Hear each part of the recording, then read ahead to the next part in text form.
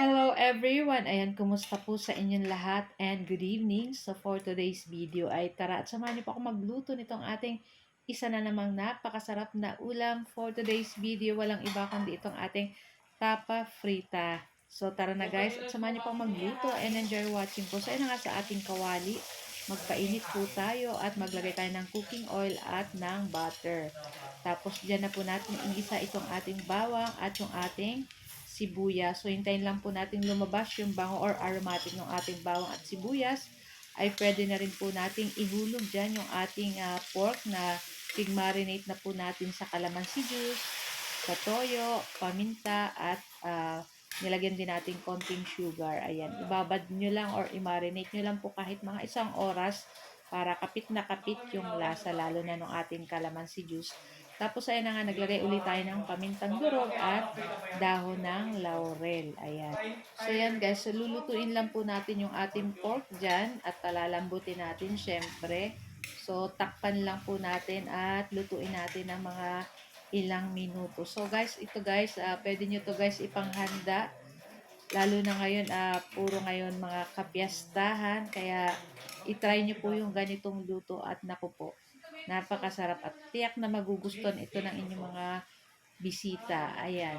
So, takpan lang po natin iyan and after ilang minuto, ayan, medyo kumunti na, nag-reduce na yung ating sabaw. So, maglagay na po tayo ng tomato paste. Ayan. So, ubusin ko na itong ating maliit na pouch nitong ating tomato sauce. Ayan. Tomato sauce. Pwede pong tomato paste, pwedeng tomato sauce. Kung ano po yung mga available nyo sa inyong kusina. So, ayan nga at halu-haluin lang po natin iyan.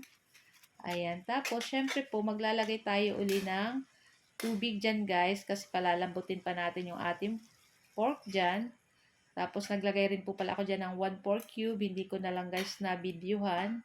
And then, tatakpan po uli natin iyan para madaling malambot yung ating pork.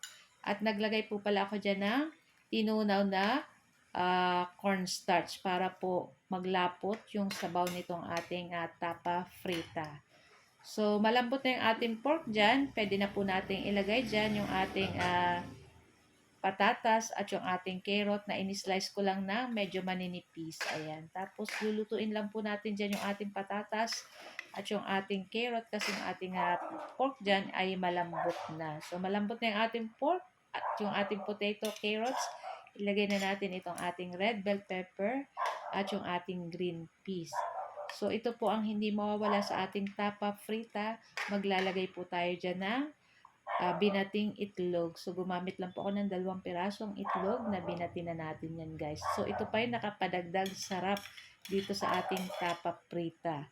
So, yun na nga. At lulutuin lang po natin dyan ng ilang minuto pa itong ating tapa frita. At after ng ilang minuto ay okay na rin to guys. At talagang napakasarap nito guys.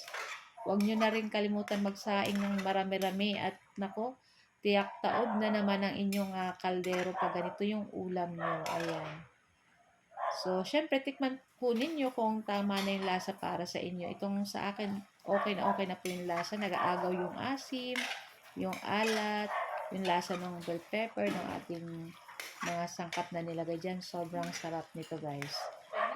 Tapos yan guys, okay na rin to guys. Pwede na natin patayin at i-transfer na natin sa ating plato at ready na rin po kaming kumain ng ating napakasarap na tapa frita. So guys, thank you for watching. Sa next video. Ciao! Bye!